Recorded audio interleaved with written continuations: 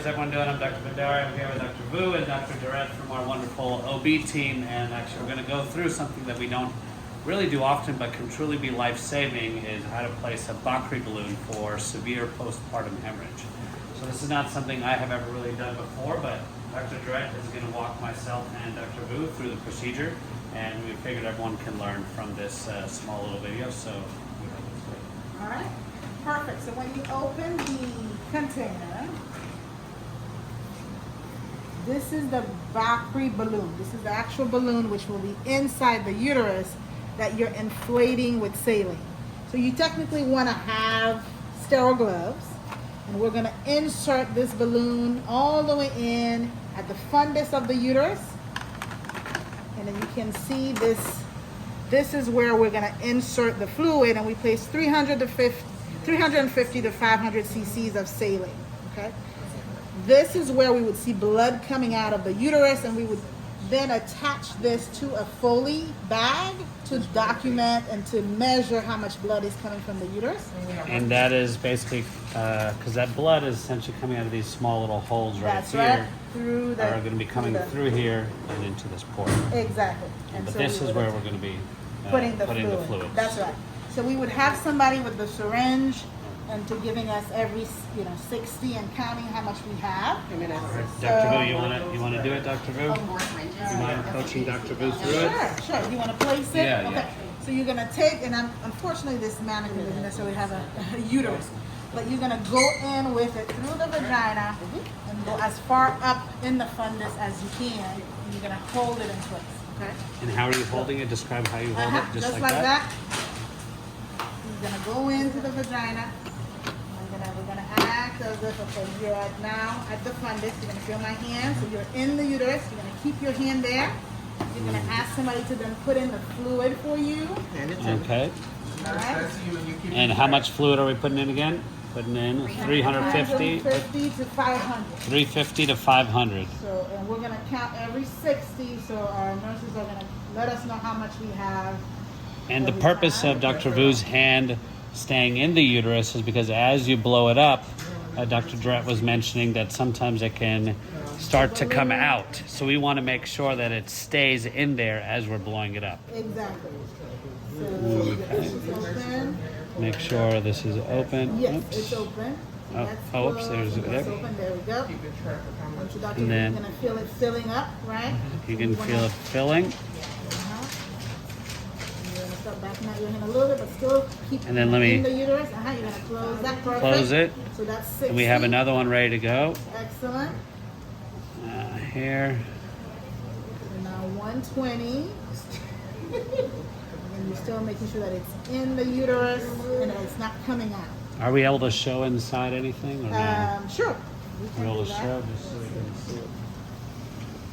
So there we go. We have the balloon filling up inside. And technically, this is your uterus. This is the uterus, Yeah. exactly. And it's filling up inside.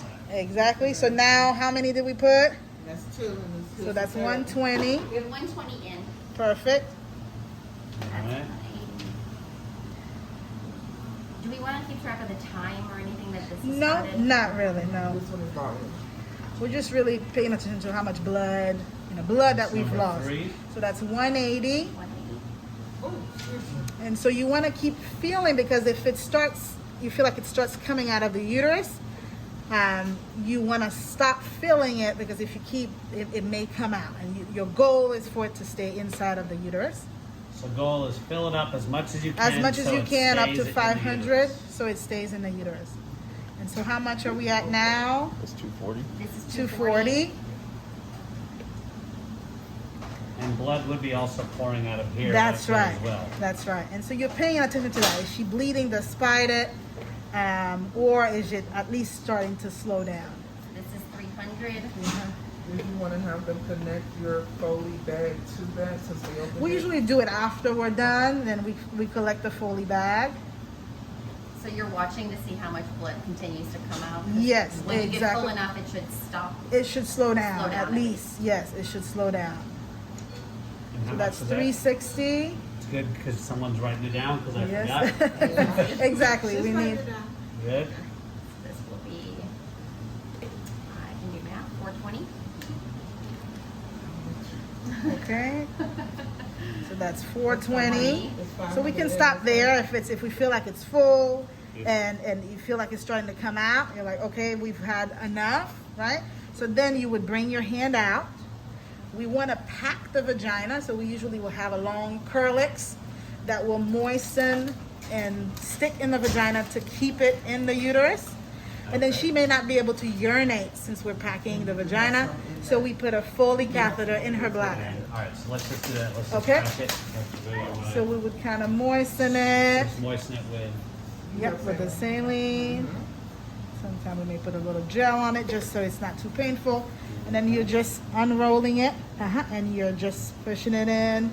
Yep, as much of it as you can to really hold pressure and hold it inside the uterus.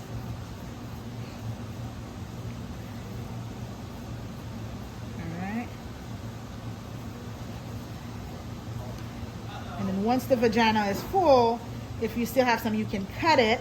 But we usually want to leave kind of a longer piece, and we tie it to the Foley catheter just so we don't forget it, so that they know that there's a packing in the vagina and that we remove it at some point. So like I said, we place a Foley catheter in the bladder because she probably will not be able to urinate with that, the packing and the pressure. All right. So we would tie the end of it to the Foley. All right, let's just put the Foley in. We have some scissors. All right, so we This. can This cut is that. gonna be the Foley. Like this. Okay. You're gonna need the So plain we bag. have, exactly, so we have a Foley in the bladder, So we need 2 Foleys. and then you need just a bag Mm-hmm. to attach to your Bakri to collect the blood. Okay. All right, let's just Okay. So you just You pull want- it at So- the red part and connect to the other. Or actually, yeah, they'll Exactly. the sterile gloves, yeah. Well, Yeah. don't take a picture of my hand. So say you have a Foley in the catheter, Right here. you can just separate that There. and just grab the bag and attach it to here. Right. So this is gonna be. Oh, so this Yeah. is the tubing from one Foley catheter attaches Exactly, here, but then you have a exactly. second Foley, In a the full bladder. one in the actual. Yeah, so this Bladder. is just gonna collect blood. Exactly. And the other one's gonna be the actual. So we're gonna watch how much blood is coming out. Now, if we watch them for a while, if she's bleeding around it and hemorrhaging through it, then we may need to head to the OR at that point because it may not work. Right, that's what Is there anything else we can do in the ER if this is not working, or let's say we still need better control? No, it's just uterotonics through this time, right? Yeah. Hemabate, Methogen, TXA. Sometimes we place misoprostol in the rectum, but that's not our first. It takes some time to start working, so that's something that we're placing so that we have continued contraction of the uterus. Would you still be doing fundal massage? We're doing fundal massage. Now, once you have the Bakri in, no. And that's not necessary anymore? Right. But before we get the Bakri, yes. We're massaging the uterus the entire Continuously? time. That's right. Okay. That's right. Excellent. Is there anything else in the postpartum hemorrhage tray that we should know about that's in here that's good to know? Let's see.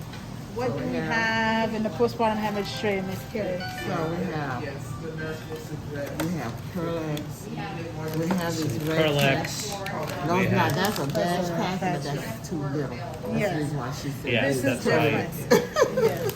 And We have extra stuff on the same. Trying to see what else we have. Obviously, the medications should be separate. We blew that up, but you also can use IV bags to a saline and connect to that and just let it flow and help fill your got balloon it. too Help. also. Okay. Okay, so we was drawing up all those syringes, but. So some that is jobs another like- way to, is instead of the multiple syringes, to use an entire bag of normal saline. And it has But an will injection it, in there. but does it have enough, she have to hook it It up will, to a pressure you probably bag? have to right, pressure bag or gravity, right? Pressure bag would be It'll- great for it to go faster. To go faster, that's Yeah. another way.